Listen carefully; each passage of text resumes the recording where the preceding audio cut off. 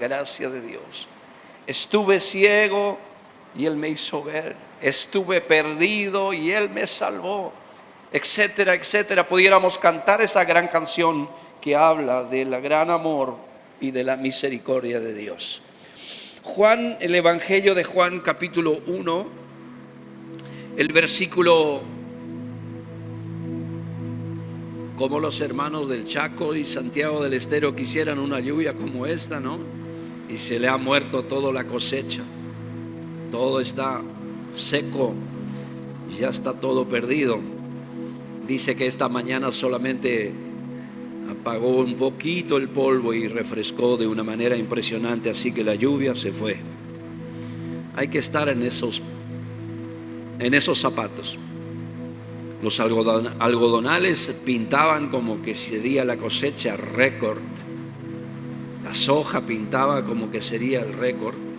No hay nada, se murió todo. No saben qué hacer con los animales porque no hay agua. Se está terminando el agua.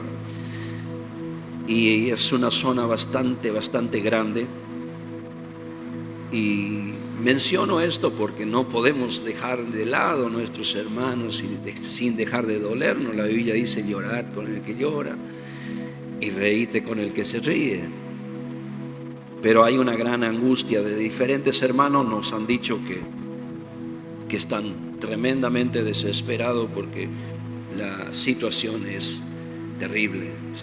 Y eso va a afectar no solo a los colonos. No va a haber flete, no va a haber muchas cosas, hermano.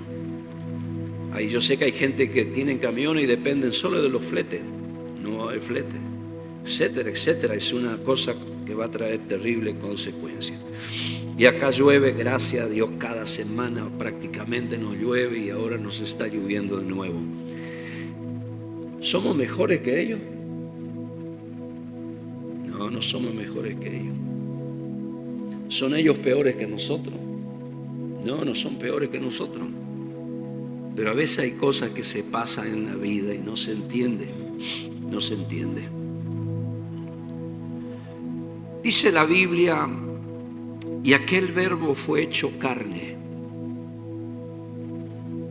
No quiero entrar en detalles, pero la palabra de Dios se hizo hombre. Eso significa. Y habitó entre nosotros. Juan 1:14. Juan 1:14.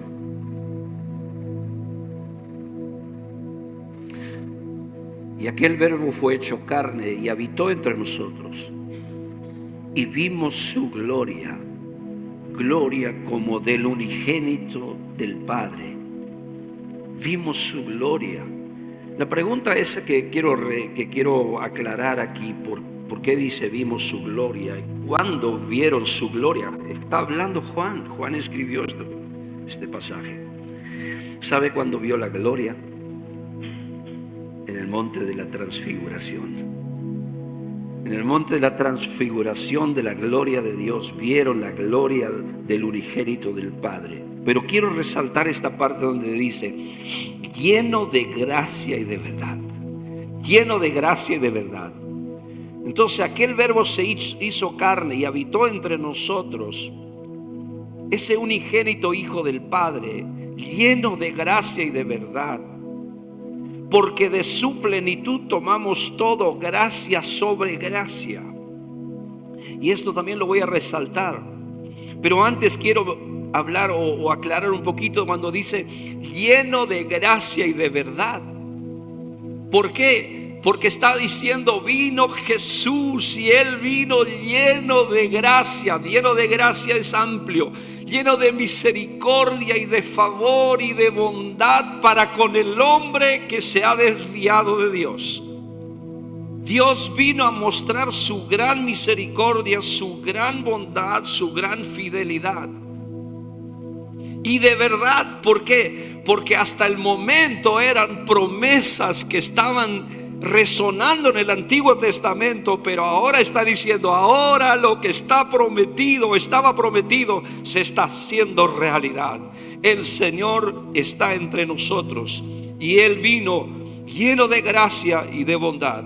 Y ese versículo 16 lo quiero leer en otra versión donde dice: de su abundancia, todos hemos recibido una bendición inmerecida tras otra.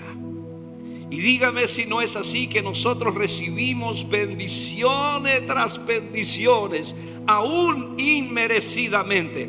Pero Dios nos da las bendiciones, porque Dios es un Dios lleno de gracia, lleno de amor, lleno de bondad, de fidelidad, para poder bendecir al hombre. Versículo 17 dice: la ley vino por medio de Moisés, pero la gracia y la verdad vinieron por medio de Jesucristo. Entonces está hablando de dos cosas diferentes, que la ley lo trajo un hombre, trajo Moisés, o la recibió un hombre, pero ahora viene algo superior, y que es la gracia de Dios, y la trajo el mismo Hijo de Dios, Jesucristo nuestro Señor y Salvador.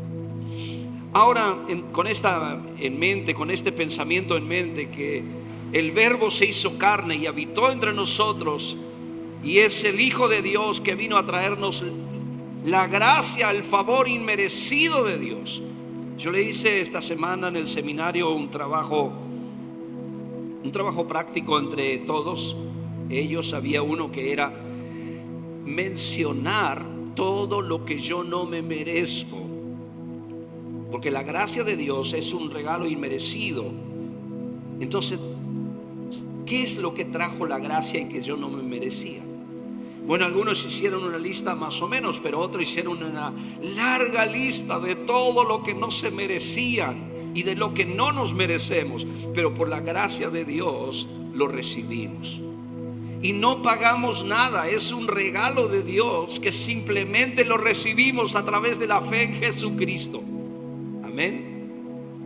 Ahora, Dios quería que el hombre le obedeciera desde el principio, ¿sí? Pero cuando leemos en Génesis capítulo 2, si me pueden poner el versículo 16, el versículo 17, allí encontramos que Dios quería la obediencia del hombre desde el principio, y no lo ha conseguido. Nosotros conocemos la historia, pero leeremos la Biblia. Y mandó Jehová Dios al hombre diciendo: de todo árbol del huerto podrás comer, mas del árbol de la ciencia del bien y del mal no comerás, porque el día que de él comieres ciertamente morirás. Ahí es donde Dios quería la obediencia del hombre, que el hombre estuviera sujeto a él. Pero nosotros conocemos la historia, y el hombre no pudo sostenerse en obediencia ante Dios. Y ese hombre representa a todos los hombres. Ni tú ni yo podemos por nuestra propia fuerza obedecer a Dios. Necesitamos de su gracia, de su misericordia, de su Espíritu Santo que nos ayude para que le podamos obedecer. Aquí es donde el hombre ha fracasado, y podemos ver en el Salmo 53, versículo 3. Salmo 53, versículo 3. El hombre no superó la demanda. Cada uno se había vuelto atrás, todos se habían corrompido. No hay quien haga lo bueno, no hay aún uno. Dios le puso una condición al hombre, y le puso en un lugar que pudiera disfrutar de las bendiciones de Dios. Pero le puso condiciones. Le dijo: todo el resto lo podés comer, podés disfrutar, pero hay algo que no podés. Aquí esto es sagrado, esto tienes que respetarme, porque si me respetas esto, muestras que me respetas a mí y que estás satisfecho con lo que te he dado. Pero bueno, sabemos que ahí actuó el enemigo y vino para intervenir y arruinar el plan de Dios. Pensaba el diablo que arruinaba el plan de Dios. Y justamente algo se vio en estos días en el seminario, de que el día que el hombre pecó fue el día que donde el Satanás se habrá alegrado tremendamente, se habrá gozado, habrá dicho: acá sí, yo quiero ver qué Dios va a hacer, porque Dios dijo que si él comiere, él va a morir, y ahora Dios lo va a tener que matar. Pareciera que el diablo llegó a triunfar, pero el hombre no murió físicamente, sino que murió espiritualmente. Claro que consecuentemente nos trajo la muerte a todos. Y por eso vivimos hoy en ese mundo donde a partir del versículo 17 hacia adelante, desde entonces el hombre quedó sujeto a la muerte y a la maldición. Dios quería que el hombre le obedeciera. No pasó el estándar, no pasó la demanda, él falló. Y quiero decirte que tú fallaste y yo también. ¿Cuántas veces no hemos pasado la demanda de Dios? ¿Cuántas veces le fallamos a Dios?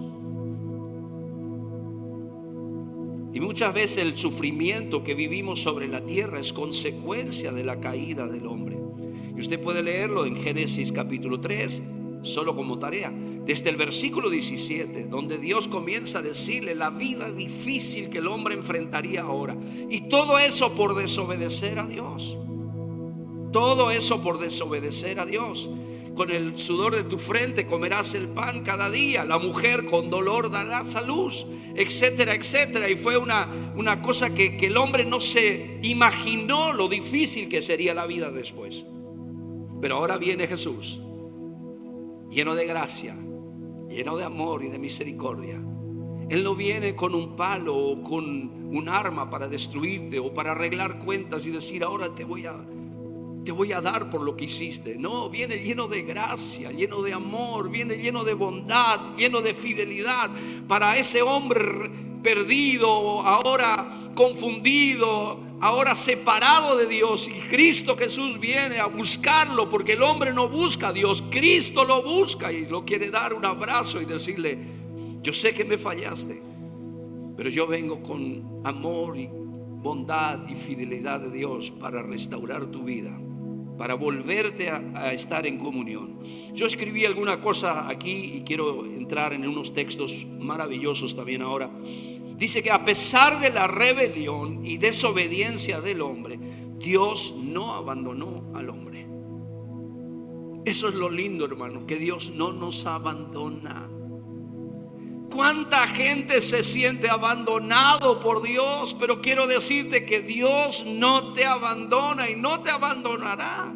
No interesa cómo te sientas, no interesa la circunstancia que estés viviendo, no interesa el problemón que tengas en la vida, no interesa la falla que tengas ante Dios.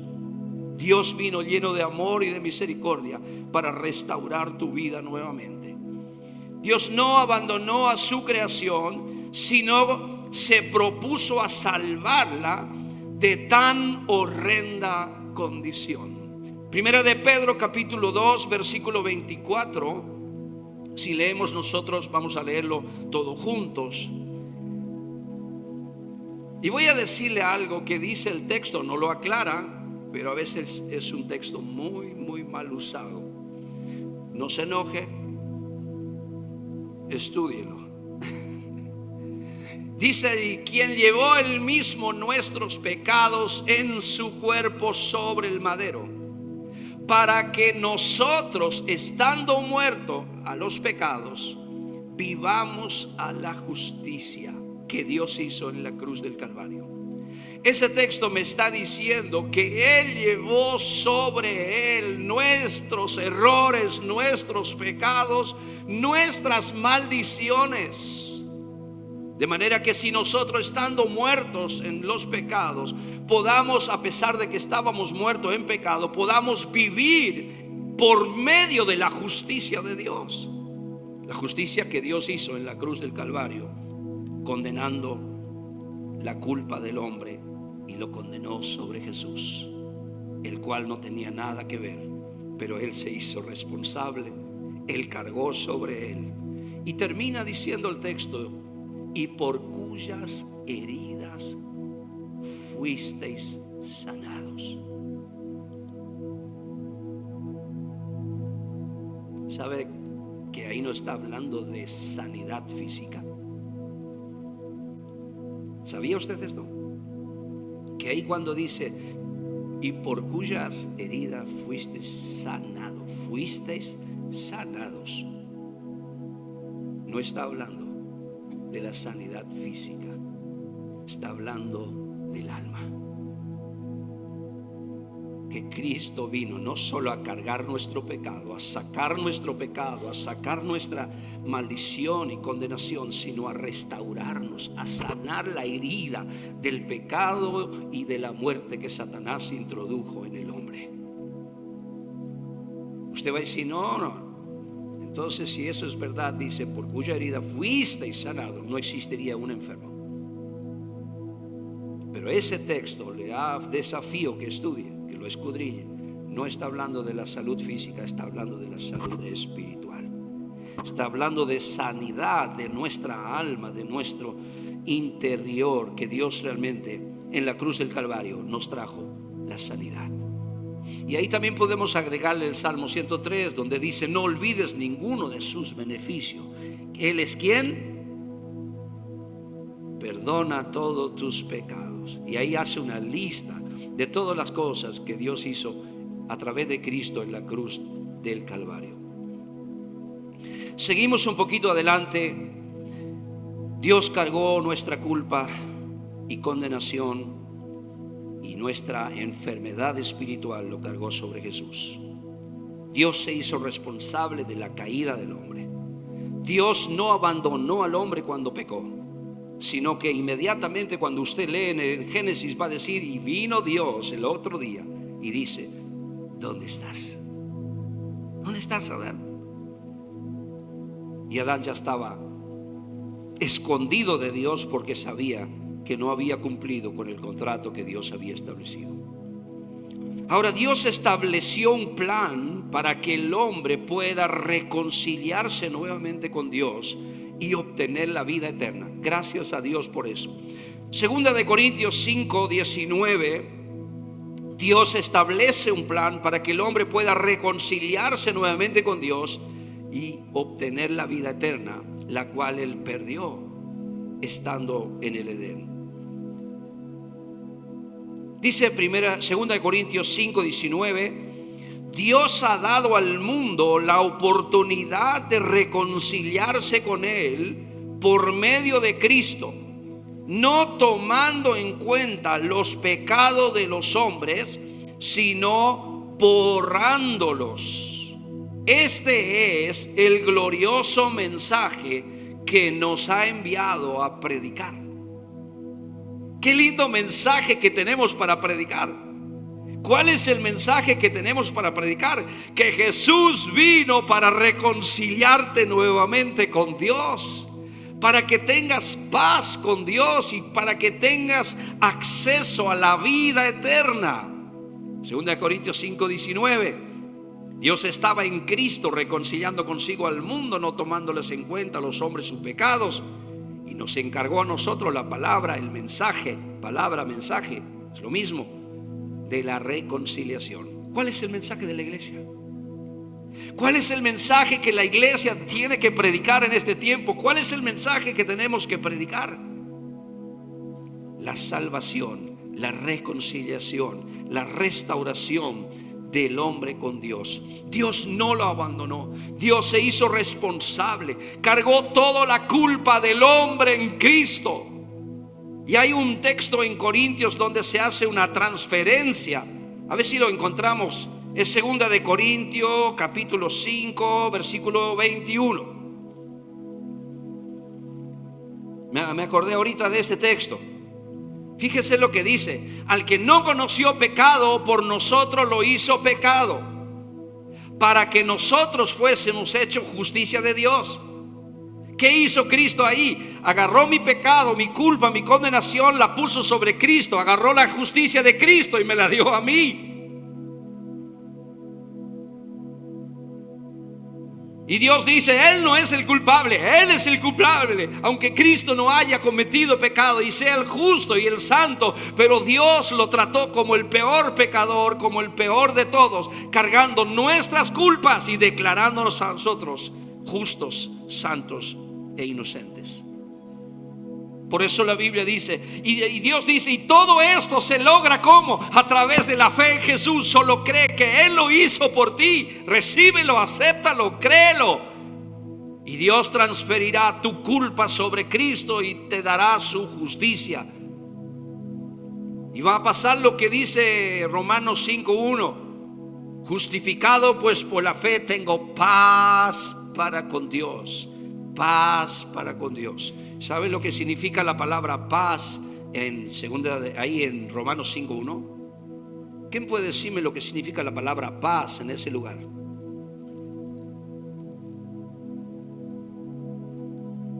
Paz ahí no significa vivir en un momento de quietud. Paz allí significa mi conciencia está bien con Dios. Mi deuda está saldada. Yo estoy bien con Dios, tengo paz. Eso vino a traernos Jesús, la paz de Dios en nuestra vida, para que tengamos la certeza de que Él nos ha redimido. Ahora, cuando nosotros miramos ese texto que leímos en 2 Corintios 5:19, que Dios le dio al mundo la oportunidad de reconciliarse con Él por medio de Cristo, no tomándoles en cuenta los pecados de los hombres, sino borrándoles. Yo me acordé y puse el Salmo 130, versículo 3 y el versículo 4.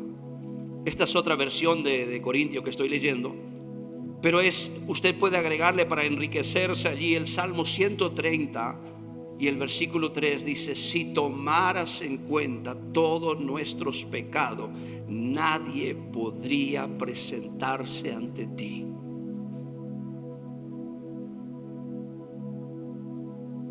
Amén. Si miraras a los pecados, ¿quién, oh Señor, podrá mantenerse? Puse esta versión, lenguaje sencilla, que dice: si tomaras en cuenta todos nuestros pecados, nadie podrá presentarse delante de ti. Pero ahora, cuando la Biblia habla de la justificación y de la restauración del hombre con Dios, va a ir a Hebreos y va a decir: acercaos al trono de la gracia con confianza. Porque ahora Dios ya solucionó nuestro problema, ya arregló nuestra deuda con Dios. Ahora podemos acercarnos al trono de la gracia con confianza. ¿Puedes acercarte al trono de la gracia con confianza? ¿O aún tienes algún problema que Dios quizás en esta misma mañana pueda restaurar tu vida y decir: yo vine para restaurarte, yo vine para que tú tengas paz, yo vine para perdonarte tus pecados, yo no vine para tirarte en cara tus pecados, yo vine a perdonarte? Y si hay algo que me place es perdonarte, restaurar tu comunión conmigo. Si hay algo que le place a Jesús es esto. Y el versículo 4 del Salmo 130 dice: pero tú nos perdonas, por eso mereces nuestra adoración. Hay otra versión, dice: tú nos perdonas y por eso mereces nuestro respeto. Tendríamos que respetar a Dios y adorar a Dios. Es lógico, pero a veces no lo hacemos porque estamos tan acostumbrados a ser cristianos que no sentimos el peso de la carga ni del perdón, y es como que todo da igual. Pero hermanos queridos, Dios nos ha perdonado, porque si no, no pudiéramos presentarnos delante de Él. Dios nos ha restaurado la comunión con Él. Ahora, en el libro de Números sucedía algo con el pueblo de Israel, y Dios le manda a levantar una serpiente de bronce.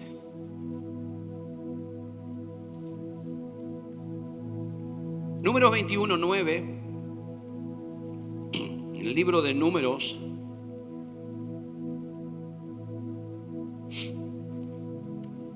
Números 21, allí podíamos leer varios versículos, pero vamos a leer el versículo 9. Y después vamos a Juan 3, 14 y 15. ¿Qué dice en Números 21, 9? Y Moisés hizo una serpiente de bronce y la puso sobre un asta. Y cuando alguna serpiente mordía a alguno, miraba a la serpiente de bronce y vivía. Y esta palabra desde allá de Número está profetizando la muerte de Cristo. ¿Sabía usted esto?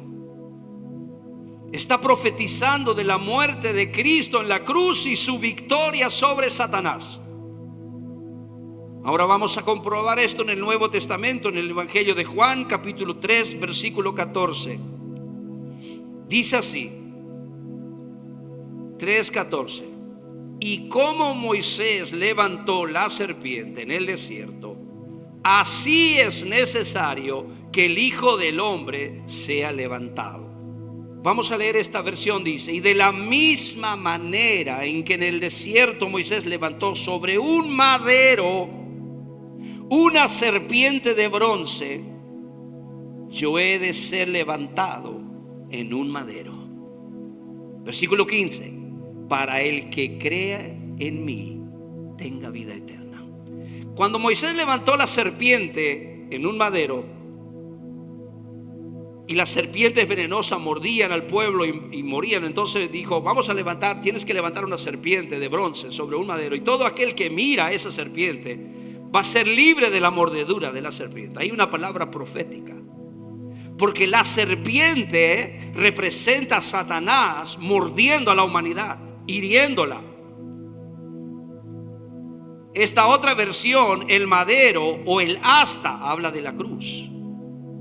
Y la serpiente de bronce habla de que Dios haría justicia en la cruz con la serpiente que está hiriendo a la gente. Y por eso dice Juan 3:14, de la misma manera que en el desierto Moisés levantó sobre un madero una serpiente de bronce, yo he de ser levantado en un madero. ¿Para qué? Para que el que crea en mí tenga vida eterna. Así como la gente miraba a la serpiente y vivía, nosotros ahora no miramos a una serpiente, sino que miramos a Cristo, miramos a la cruz, y ahí está nuestra vida. Esa serpiente, Satanás, fue juzgada por Dios en la cruz. Por eso habla del bronce. El bronce habla del juicio de Dios en la cruz sobre Satanás. Y yo le decía a los alumnos cuando leemos los evangelios, y lo dije en este púlpito también, cuando leemos los evangelios, mire la cruz, mire la cruz, mire cuando Cristo es crucificado. Después de la cruz todo cambia, todo cambia. Y ojalá que nosotros podamos entender esto, que pudiéramos fortalecernos espiritualmente y realmente saber el verdadero sentido y propósito que Dios ha venido a hacer a través de Cristo. ¿A cuántos esa serpiente que representa a Satanás ha mordido? Y la única manera de sanarse es mirar a la cruz, es mirar donde Dios nos restauró, es mirar donde Dios pagó el precio de nuestra libertad. Salmo 34:5 dice, los que miraron a Él fueron alumbrados y sus rostros no fueron avergonzados. Mirar a Cristo es nuestra salida, hermano. Mirar a Cristo es nuestra luz. Y para ir terminando en esta mañana, quiero mostrarle que en la cruz Dios hizo justicia. Colosenses capítulo 2. Colosenses capítulo 2. Pudiéramos leer varios versículos, pero no quiero ser extenso, pero sí lo necesario para poder darle el toque final a esta predicación. Sublime gracia que me redimió, sublime gracia que me perdonó, sublime gracia que se hizo cargo de mi fracaso, de mi condenación, que cargó todo sobre Él. Dios hizo justicia. Y sucedió algo tremendo en el ámbito espiritual. En la cruz cruz suceden muchas cosas, pero no voy a hablar de todo lo que sucede en la cruz porque sería larguísimo. Pero en la cruz, cuando Cristo muere, el velo se rompe. La separación que había entre nosotros y Dios para comunicarnos, para llegar delante de Él, se rompe. Y Cristo abre un camino nuevo y vivo por el cual pudiéramos llegar a la misma presencia de Dios. Suceden muchas cosas. Colosenses capítulo 2, 13 dice: y a vosotros, estando muertos en pecados y en la incircuncisión de vuestra carne, os dio vida juntamente con Él, perdonándoos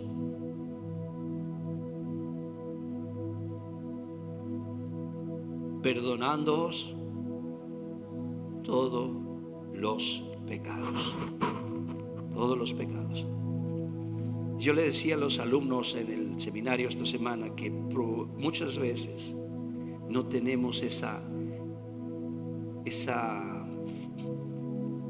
forma de apreciar realmente lo que Cristo hizo en nuestra vida. Quizás a veces nos criamos desde chiquito en la iglesia y ese quizás sea un poco el problema, de que estamos tan acostumbrados a todo este cristianismo, pero lo importante es poder experimentar y creer que Él perdonó todos mis pecados.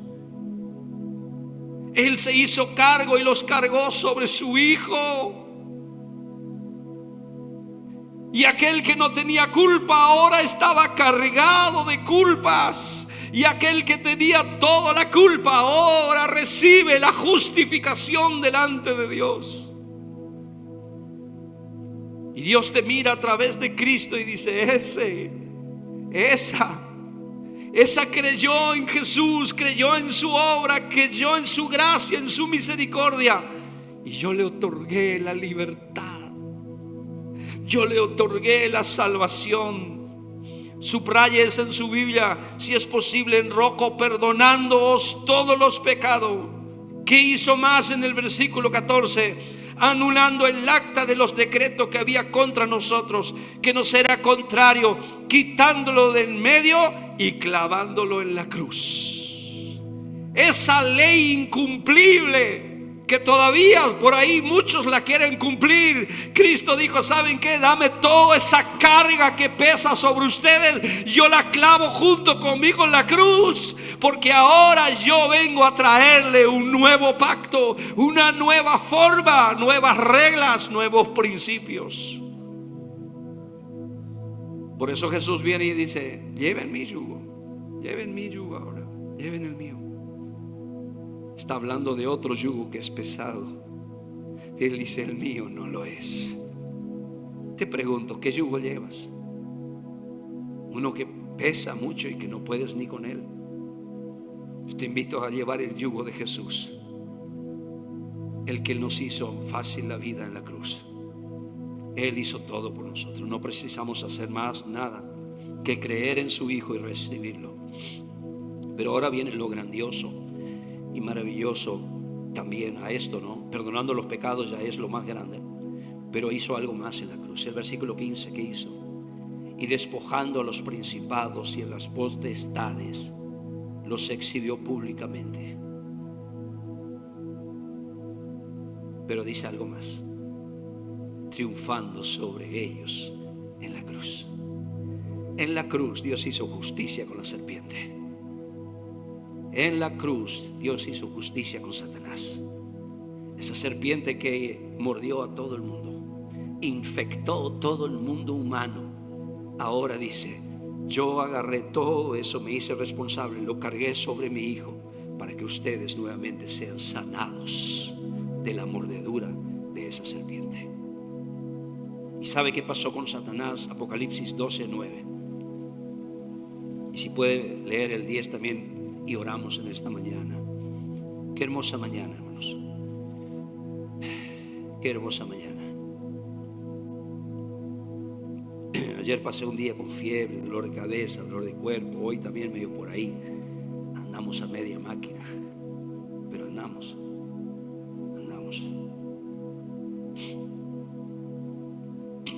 ¿Qué pasó con el diablo? Aleluya. fue lanzado fuera el gran dragón, la serpiente antigua, que se llama Diablo y Satanás, el cual engaña al mundo entero. Eso todavía lo hace. Fue arrojado a la tierra, y sus ángeles, es la única versión que dice ángeles, todas las otras versiones dice y sus demonios fueron lanzados, arrojados a la tierra con él. ¿Sabe dónde está el diablo ahora? En la tierra. Ahora está en la tierra. Ahora está en la tierra. Entonces oí una gran voz en el cielo que decía: ahora ha venido la salvación, el poder y el reino de nuestro Dios y la autoridad de su Cristo, porque ha sido lanzado fuera el acusador de nuestros hermanos, el que los acusaba delante de nuestro Dios. ¿Cuándo? Día y noche. Ya no lo hace más. Ya no lo hace más. En la cruz Cristo dijo: basta, basta, diablo. Basta de venir a traerme chismes, basta de traerme la información, basta, basta.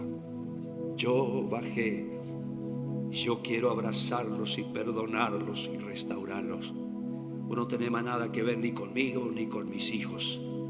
Yo los redimí, yo los compré, los perdoné. Por eso en Primera de Juan usted va a encontrar en el capítulo 5, creo que es el versículo 19, si no mal recuerdo, dice que el maligno no nos toca. 18 es antes, uno antes. Sabemos que todo aquel que ha nacido de Dios no practica el pecado, pues aquel que fue engendrado por Dios le guarda, y el maligno no te toca. No te puede acusar delante de Dios, porque Cristo es el que te justifica. Cristo es el que te limpia. Cristo es el que te restaura. Cristo es el que te sana. Cristo es el que te levanta. No te puede acusar. Y el que realmente no te puede ni tocar. Dios hizo un fin a esa serpiente venenosa que ha mordido a miles de gente. Ponte en pie en esta mañana. Quiero bendecir tu vida.